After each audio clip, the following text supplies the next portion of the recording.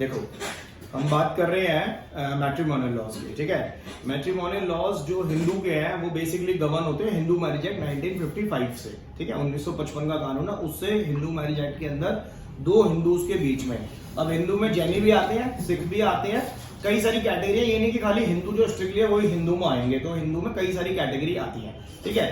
तो अब हमें ये ध्यान देना है कि कोई भी अगर मैट्रिमोनियल केस हमारे पास आता है या कोई भी लड़की या लड़के का केस आता है तो उसके क्या राइट्स हैं और क्या ड्यूटीज हैं और क्या हम कोर्ट से उसके अंदर करवा सकते हैं, ठीक है। तो सबसे पहले हमें ये ध्यान देना है कि हमें फोकस करना है हिंदू मैरिज एक्ट पे, HMA 1955, ठीक है। तो इसके अंदर जो राइट्स ऑफ वुमेन है, लड़की के जो अधिकार है वो क्या क्या है और वो कैसे हम उसमें मुकदमा डाल सकते हैं। तो सबसे पहले तो ना हमें कोई भी केस आता है तो ये देखना जरूरी है कि सेक्शन 5 हिंदू मैरिज एक्ट के अंदर essentials of a valid Hindu marriage लिखे हुए हैं कि वैलिड मैरिज क्या होगी। तो हमें ये देखना है कि अगर वो वैलिड मैरिज है तो ही आप उसका डाइवोर्स कराएंगे, अगर वो वैलिड मैरिज ही नहीं है तो आप एन्यूलमेंट में जाएंगे, वो वॉइड मैरिज है। तो हमें पहले असर्टन करना है क्लाइंट का कि क्या उसकी शादी एक वैलिड मैरिज है कि नहीं है, ठीक है। एक बार हमने सेक्शन 5 को पढ़ लिया और ये देख लिया कि ये वैलिड मैरिज के अंदर फॉल होती है तो हम फिर आगे चलेंगे। अब जब क्लाइंट हमें अपनी समस्या बताता है तो उसके अंदर कई तरीके की समस्या क्लाइंट की होती है। मैं बात कर रहा हूं डाइवोर्स की, कि एक क्लाइंट आया उसको हमें डाइवोर्स दिलवाना है, तो डाइवोर्स के अंदर वो हमसे कई सारी अपने फैक्ट्स बताएगा। फैक्ट्स के अंदर हम ये देखेंगे कि कौन सी सेक्शन के अंदर, कौन सी प्रोविजन के अंदर उसका केस फॉल हो रहा है। तो सेक्शन 13 HMA जो है हिंदू मैरिज एक्ट का धारा 13 जो है वो 13(1) जो है वो बेसिकली ग्राउंड्स ऑफ डाइवोर्स बताता है कि ग्राउंड्स ऑफ डाइवोर्स क्या होगा, जिसके अंदर हम तलाक की अर्जी फाइल करते हैं, जिसके अंदर क्रुएल्टी आती है, क्रुएल्टी मेंटल फिजिकल हो सकती है, इंपोटेंसी आती है, वेनरल डिजीजेज आती है, इस प्रकार की कोई बीमारी है जो बीमारी क्योर नहीं हो सकती, या रेनंसिएशन आता है कि इधर स्पाउस ने जो है वो बाबा बन गया है, रेनंसिएट हो गया है, उसने जो है वो सारा धर्म छोड़ दिया है, या कन्वर्जन हो गया है, हिंदू से मुसलमान में कन्वर्ट हो गया है। तो ऐसी सूरतों में हम डाइवोर्स डाल सकते हैं। इसके सिवा और भी बहुत सारे ग्राउंड्स हैं। तो अगर हमें डाइवोर्स का केस डालना है तो सेक्शन 13 HMA के अंदर हम डालेंगे और उसके लिए हम ग्राउंड्स देखेंगे फैक्ट्स के हिसाब से कि क्या उसके फैक्ट है। एक चीज ध्यान रखें कि सेक्शन 13 का जो मुकदमा है वो लड़का लड़की दोनों डाल सकते हैं, इट इज ईदर स्पाउस। कुछ ग्राउंड्स स्पेशली लड़के को लड़की को मिले हुए हैं और बाकी कुछ ग्राउंड्स जो है वो ईदर स्पाउस है। तो लड़का भी डाल सकता है, लड़की भी डाल सकती है, दोनों डाल सकते हैं, दोनों साइमल्टेनियसली कोर्ट में भी डाल सकते हैं। इधर से लड़के ने डाइवोर्स डाला, उधर से लड़की ने भी डाइवोर्स डाले, ऐसा भी हो सकता है। तो ये रहा सेक्शन 13 HM, ठीक है। इसी से एक चीज फ्लो होती है सेक्शन 13 से म्यूचुअल डाइवोर्स, जिसके अंदर क्या होता है कि अगर दोनों पार्टी राजी हैं, दोनों पार्टी अग्री कर रहे हैं किसी सर्टेन टर्म्स एंड कंडीशंस के ऊपर, तो हम कोर्ट में जाके म्यूचुअल डाइवोर्स ले सकते हैं, जिसके अंदर बेसिकली 6 months to 18 months 18 महीने का समय लगता है as per the prevailing law of the country.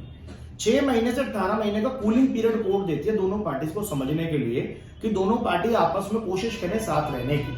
Court साथ रहने को फोर्स नहीं करेगा, लेकिन कोर्ट खाली इतना समझाएगा कि आप कोशिश करें कूलिंग की। अभी सुप्रीम कोर्ट में हालिया में ऐसा करा है कि कुछ कंपेलिंग सर्कमस्टांसेस में सुप्रीम कोर्ट ने यह भी करा है कि 6 महीने का जो पीरियड है उसको आप वेव करवा सकते हैं। तो वेवर की एक एप्लीकेशन कोर्ट में लगाइए। अगर कोर्ट को लगता है कि यस देयर आर ग्राउंड्स, जैसे सपोज लड़के ने विदेश में जॉब करनी है, अब्रॉड चला गया है वो, तो ऐसे में वो जो है वेवर की एप्लीकेशन लगाएगा तो वो कोर्ट उसको यूजुअली ग्रांट कर देती है। लेकिन हाँ, अगर कोई सर्कमस्टांसेस नहीं है तो कोर्ट ग्रांट नहीं करेगी, 6 महीने का कूलिंग पीरियड करना ही पड़ेगा। अगर 18 महीने भी खत्म हो जाते हैं फर्स्ट मोशन को और आप सेकंड मोशन की पिटीशन नहीं लाते तो फर्स्ट मोशन की पिटीशन भी खराब हो जाती है, ये भी ध्यान रखना है। तो किसी भी केस में हम 18 महीने को पीरियड को खत्म ना कर दें। सपोज हम सोचने में इतना समय लगा रहे हैं कि 18 महीने पूरे हो गए तो फर्स्ट मोशन डाइवोर्स भी हमारा खराब हो गया, तो ये म्यूचुअल डाइवोर्स हो गया। इसके सिवा अगर किसी भी क्लाइंट के फैक्ट से आपको ऐसा लगता है कि उसमें प्रोबेबिलिटी है कि वो साथ रह सकते हैं, या लड़की आती है बोलती है सर मैं तो साथ रहना चाहती हूँ, लड़का नहीं रखना चाहता, या लड़का है वो कहता है कि लड़की को मैं साथ रखना चाहता हूं लेकिन वो रहना नहीं चाहती, तो ऐसे में सेक्शन 9 HMA कहता है रिस्टिट्यूशन ऑफ कॉन्जुगल राइट।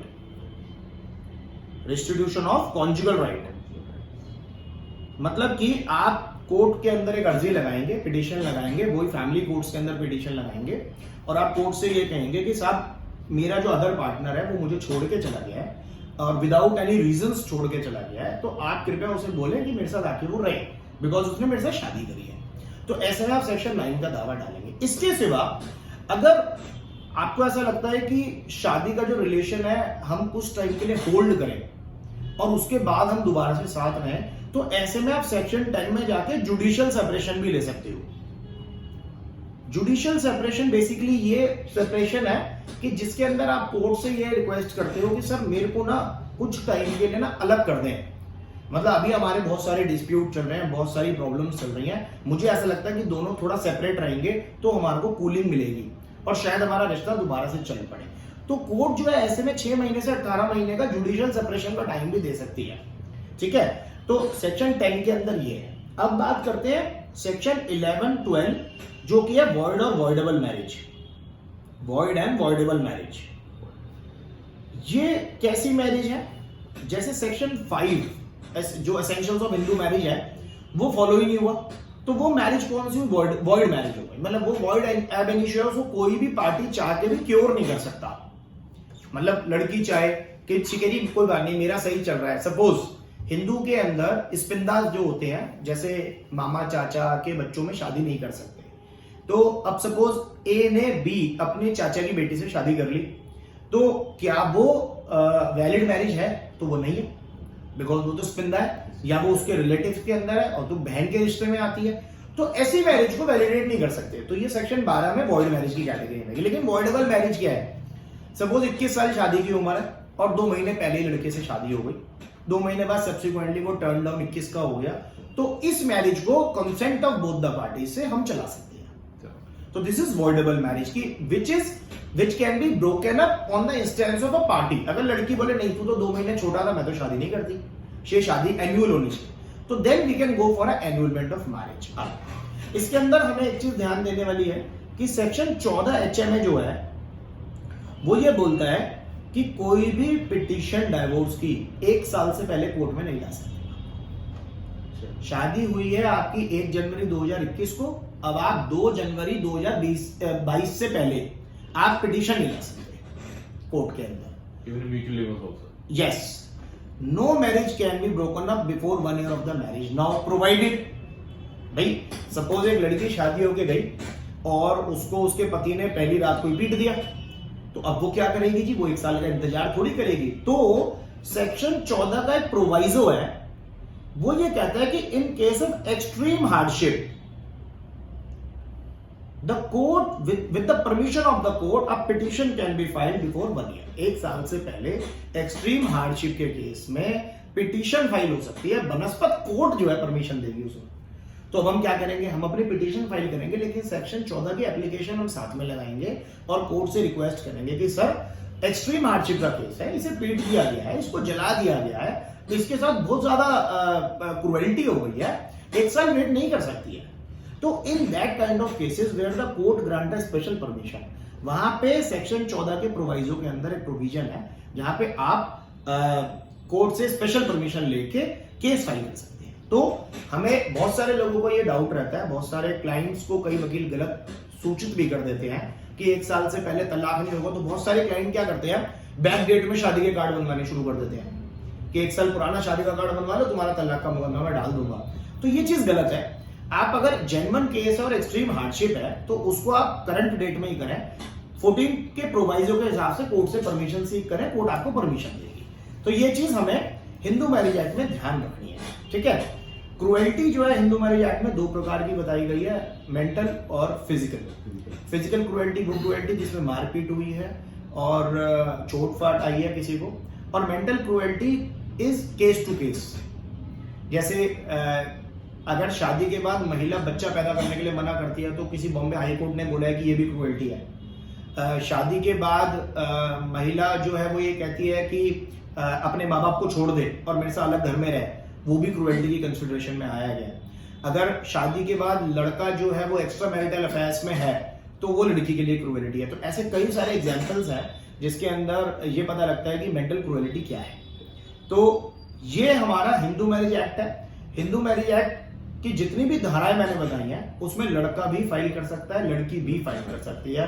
तो you have to be very sure कि कोई ये ना समझे कि जो तलाक का मुकदमा है वो खाली लड़की फाइल कर सकती है, तलाक का मुकदमा लड़का भी फाइल कर सकता है। ठीक है, तो इसमें कोई क्वेश्चन है बताओ भी हिंदू मैरिज एक्ट में 1955 में। ठीक है, इसके सिवा एक सेकंड जो हमारा लॉ है लड़कियों के लिए वो है मेंटेनेंस।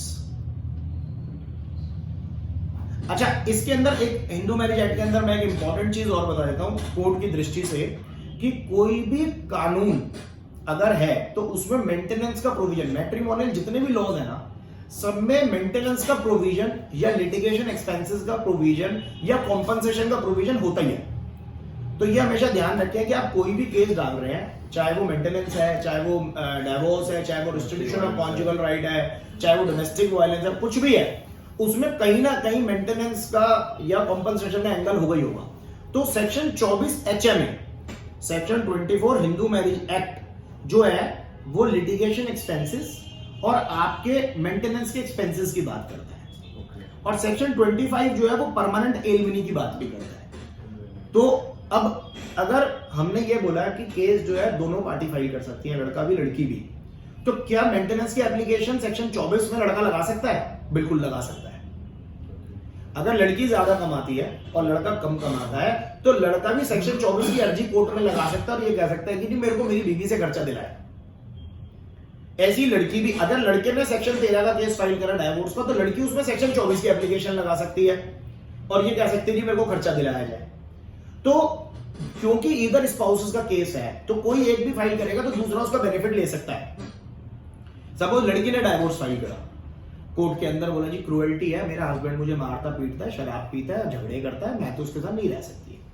ऐसे केस के अंदर अब आप क्या करेंगे? अगर आप लड़के की तरफ से और आप गरीब हैं और लड़की मैन ऑफ मीन्स है, मतलब लड़की के पास सारे सोर्सेज हैं, रिसोर्सेज हैं, और आप बहुत ज्यादा गरीब हैं, तो आप सेक्शन 24 भी फाइल कर सकते हैं। आप कह सकते हैं कि जी सेक्शन 24 में पहले मेरे को लिटिगेशन एक्सपेंसेस दिलवाओ जी, मतलब कोई खर्चा ही नहीं है, मेरे पास वकील का पैसा नहीं है, तो ऐसी सूरत में आप ले सकते हो। क्रूएल्टी की डेफिनेशन क्या है? क्रूएल्टी देखिए बेसिकली क्रूएल्टी को मारता है, वो मारने का वो डिफाइन कैसे करेगा उसको? देखिए बेसिकली क्या है कि क्रूएल्टी का ना कोई एक सेट फॉर्मूला तो है नहीं, लेकिन क्रूएल्टी का बेसिकली फॉर्मूला ये है कि जो जुडिशियल प्रोनाउंसमेंट और एक्सपीरियंस और प्रेसिडेंट से हम देखते हैं वो ये देखते हैं कि बड़ा सब्जेक्टिव इशू है।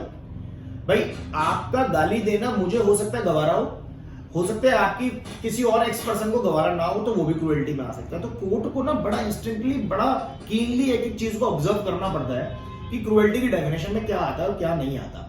लेकिन नॉर्मली अगर हम देखें जुडिशियल प्रेसिडेंट से और हमारे जो एक्सपीरियंस है कि क्रूएल्टी वो एक्ट है जिससे सामने वाला जो है वो इतनी ज्यादा हरास हो जाए कि वो अपनी लाइफ को एंड करने को सोच विचार कर ले। मतलब anything which is a life threatening to any person will come under the broad line of cruelty. However ये एग्जॉस्टिव डेफिनेशन नहीं है, मतलब क्रूएल्टी 1-to-1 केस है। अगर बच्चा पैदा ना करना जैसे कोर्ट ने बोला, अब देखा जाए तो इसके अंदर कॉन्स्टिट्यूशन की अगर हम बात करें तो लड़की का अपनी प्राइवेसी का राइट है, वो चाहे तो उसे यूज करे चाहे तो ना करे, बट जैसी मैट्रिमोनियल शील्ड के अंदर वो फंस जाता है तो कहीं ना कहीं एक ऑब्लिगेशन भी उसकी खड़ी हो जाती है। मैट्रिमोनियल ऑब्लिगेशन तो इधर पार्टीज की होती है। तो हमें ये समझना पड़ेगा कि बड़ा थिन लाइन है क्रूएल्टी का, जो 1-to-1 सब्जेक्टिव है और जो कोर्ट के सामने बड़ा क्लियर आएगा तभी कोर्ट हेल्ड करती है कि हाँ क्रूएल्टी हुई।